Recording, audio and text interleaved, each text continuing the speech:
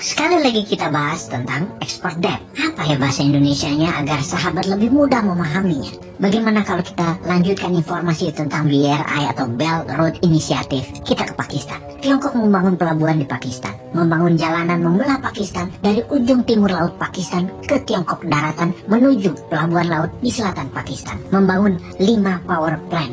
Semua itu dibangun dengan hutang pinjaman dari Tiongkok. Sementara isi pelabuhannya, kelolaan pelabuhannya, tenaga listrik yang dipakai, dan sarana jalan darat serta rel kereta tadi adalah untuk barang Tiongkok yang terbanyak isinya. Itu sebenarnya Tiongkok melakukan ekspor debt, yang mengekspor hutang, yang import hutang adalah Pakistan. Perkiraan total jumlah hutang Pakistan dari Tiongkok adalah sebesar 20,8 bilion dolar, yang merupakan 23% hutang asing negara Pakistan dengan bunga 5% per tahunnya, dengan tenor pinjaman 20 sampai 25 tahun. Artinya 5% kalau dikalikan 20 tahun itu 100%. Sudah asetnya dijaminkan, dolarnya dikeruk ke Tiongkok, barangnya dipakai Tiongkok, bayarnya 2 kali lipat, padahal harganya sudah di markup gede lagi. Itu arti sederhananya tentang ekspor debt. Kita lanjut. Apa yang terjadi kalau Pakistan gagal bayar hutang tersebut? Maka BUMN Tiongkok akan mengambil alih aset tersebut. Jadi apapun itu,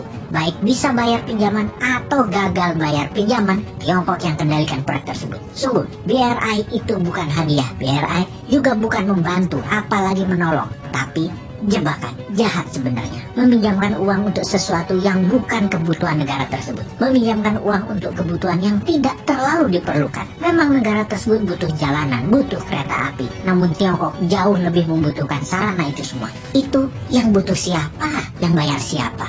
Begitu mereka dalam keadaan terjebak dengan hutang yang tidak bisa dibayarkan, maka aset berharga atau strategik aset mereka akan diambil paksa dengan deal yang sangat menguntungkan sang peminjam. Mohon maaf loh ya, informasi ini bukan propaganda anti Tiongkok. Banyak fakta di dunia tentang pengambil alihan aset strategis dan sumber daya alam yang terjadi di banyak negara berkembang yang mendapatkan pinjaman dari Tiongkok yang tidak mampu mengembalikannya. Gwadar Port di Pakistan misalnya diambil oleh Tiongkok karena tidak mampu membayar hutang Pakistan tersebut, sehingga menjadi dikelola Tiongkok selama 40 tahun ke depan. Djibouti pelabuhannya Obok menjadi military base-nya Tiongkok dengan hampir 10.000 tentara Tiongkok di sana sebagai pasukan keamanan aset-aset Tiongkok di Afrika, dikelola oleh Tiongkok selama 20 tahun ke depan. Tajikistan harus menyerahkan lahan dengan luas 1000 km persegi wilayahnya untuk Tiongkok. Laos lebih sadis lagi, PLN-nya Laos 100% dikelola oleh Tiongkok saat ini. Kemudian Hambantota Port, pelabuhan laut lepasnya Sri Lanka, dikelola Tiongkok selama 99 tahun. Sama juga dengan Malacca Gateway-nya di Malaysia, dikendalikan Tiongkok selama 99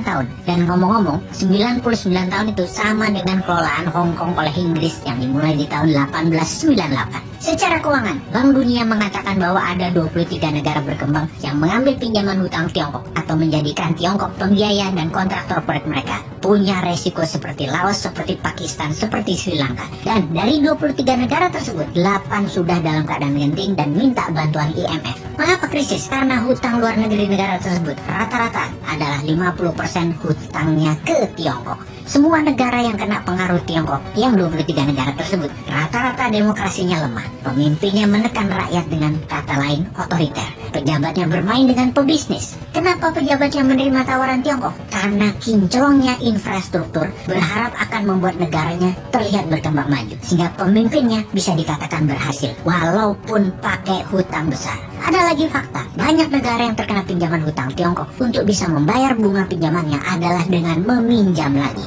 Dan ini tanda bahaya, karena mempertaruhkan kedaulatan negara. Pejabatnya melacurkan aset negara demi nama pribadi dan keuntungan kelompok. Pastinya hutang tadi membuat Tiongkok menjadi lebih kaya. Apa buktinya Tiongkok menjadi lebih kaya? Buktinya 7 dari 10 perusahaan konstruksi dunia adalah dari Tiongkok. Total semua proyeknya bernilai 350 bilion dolar dalam 8 tahun ini sejak tahun 2013, atau nilai tersebut sama dengan 3 kali APBN Indonesia, yang mana semua proyek itu diberikan oleh pemerintah Tiongkok dengan uang Tiongkok. Buktinya lagi, 5 dari 20 bank terkaya di dunia adalah banknya Tiongkok. Bank Tiongkok terlibat dalam 612 proyek di 37 negara senilai 510 billion dolar. Anehnya, proyek konstruksi dan pembiayaan oleh Bank Tiongkok tadi hanya memberikan sumbangan pada GDP nasional Tiongkok tidak lebih 3% saja. What does it tell you? Atau paham nggak Anda kira-kira? Artinya semua ini bukan sumber utama keuntungan Tiongkok, tetapi hanya salah satu strategi untuk Tiongkok menjadi kaya dan berkuasa, karena sumber asli keuntungannya adalah dari apa yang mengisi infrastruktur jalanan dan pelabuhan tadi. Keuntungan terbesar Tiongkok sesungguhnya 9 pelabuhan yang dikuasai Tiongkok 100% dan mengendalikan 80 pelabuhan dunia adalah kunci sukses lain dari Tiongkok, dan hal ini adalah bagian dari BRI. Dan ini adalah strategi untuk membuat keuntungan tinggi bagi Tiongkok.